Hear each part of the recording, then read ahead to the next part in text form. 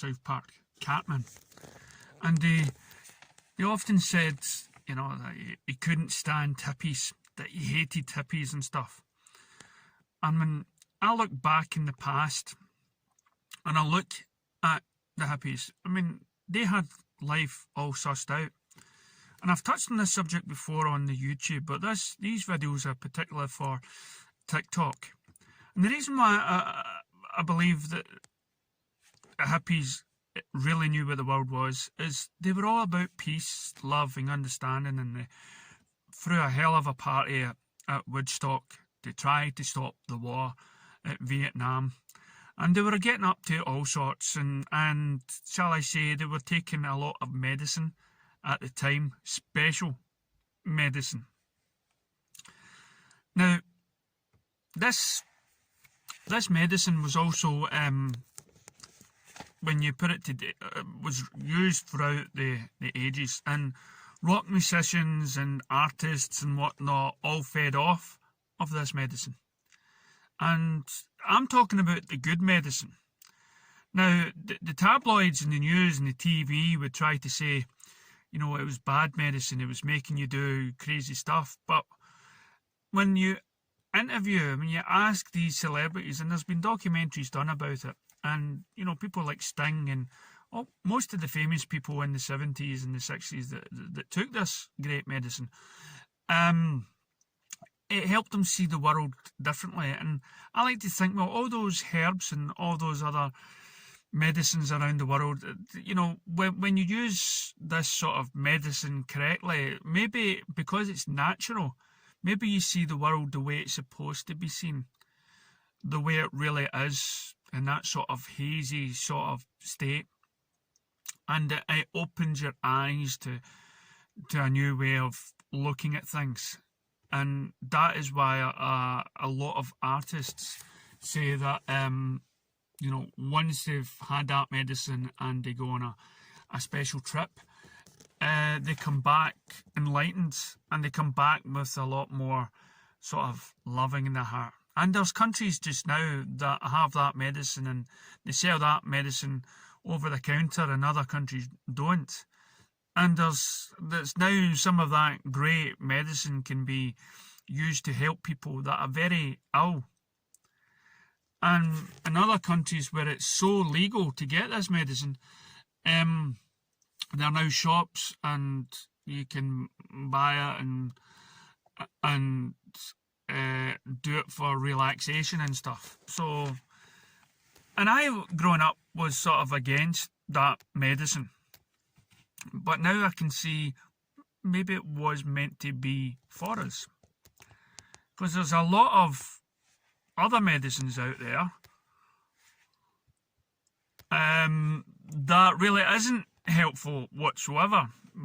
You know, it's never helped you, but they still sort of promote it in some sort of way, and it's still considered legal.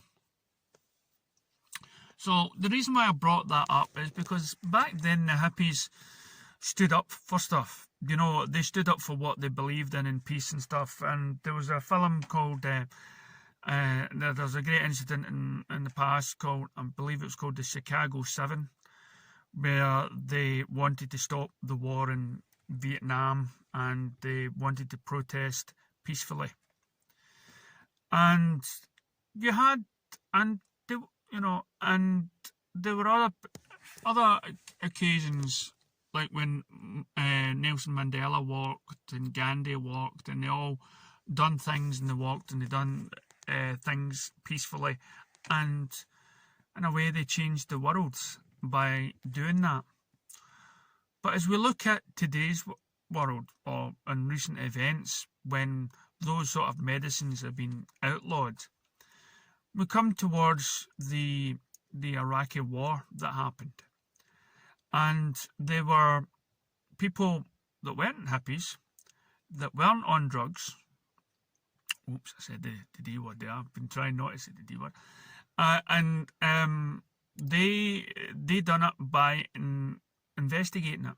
And in Britain, there was a journalist, and again, the films can be seen on Netflix or Amazon, and she discovered there was no such thing as weapons of mass destruction.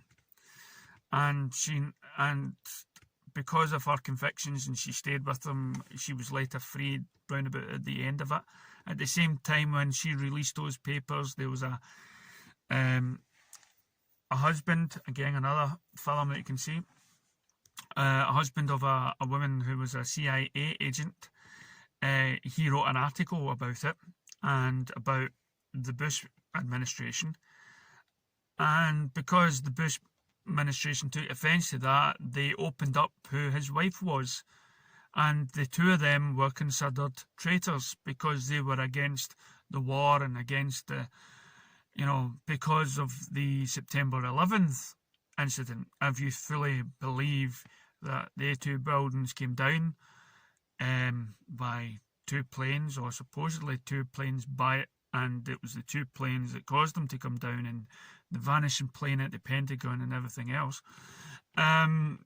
So they stood up, and they've now been freed and everything else. So that's like the modern day hippies.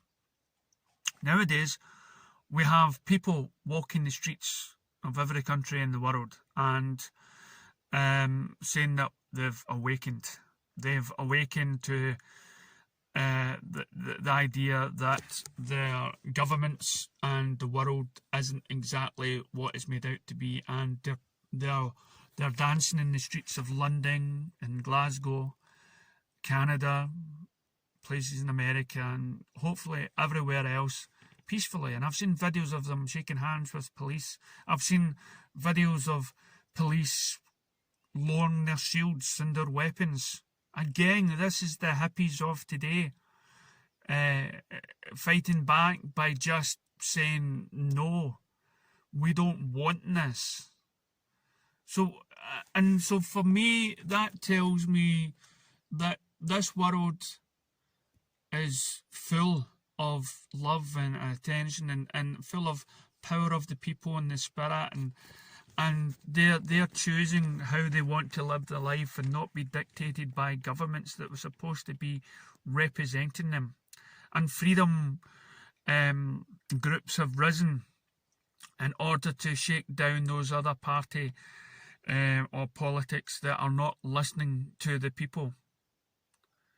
So no matter what happens in your life, I'm just seeing a squirrel right now running across the road. Hoppity hoppity. Grey one. Where's the red ones? So no matter what happens in your life today, because if you think differently out the box towards anybody, that is your given right to think those things. And know that by following this video or by following me on TikTok, that you're not alone. And not only that, I was watching the film Fight Club, and there was an interesting bit in the Fight Club where the guy challenges the man to pick a fight and lose, and that was the task of the day. So men went out and they went out to pick a fight and lose the fight. So for me, and that sort of changed their ideology of what the world can be. Well, here's my challenge to everyone out there, to all those people that may be racist or homophobic or transgender phobic or whatnot. I want you all to challenge yourselves and go out and hug somebody you wouldn't normally hug and say, I respect you for your life choices. I love you for those life choices. And can you imagine if that started to trend? Can you imagine if people went out and started hugging everybody and saying, I respect you, and you should be entitled to live the life and have the thoughts and ideas as long as it makes your life happy. I respect that. Can you imagine that? Can you imagine not going to war? Can we stop soldiers people signing up to join armies? That we're not controlled by the government that tells us to go and fight a war that they've started. Instead, when you're on that field, like that famous incident at Christmas. On Christmas, World War I, when they put down their weapons, walked over their field, and they shook hands and they played football on Christmas and they walked back. How easier would it been? How harder would it been to actually put down those guns forever? How hard is it to go and embrace a fellow man or woman and say that you may not know me, but I respect your choice and how you want to experience this life. That to me would be the trendsetter. That to me would show the governments of the world that they're not in control.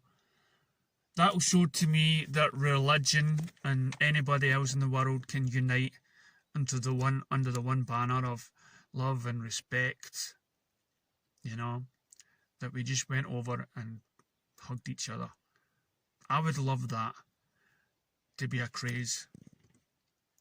You know that ice bucket challenge where we all sort of united when we stood outside our doors and shook out the saucepans in honour to salute those people in the health services and nurses and doctors.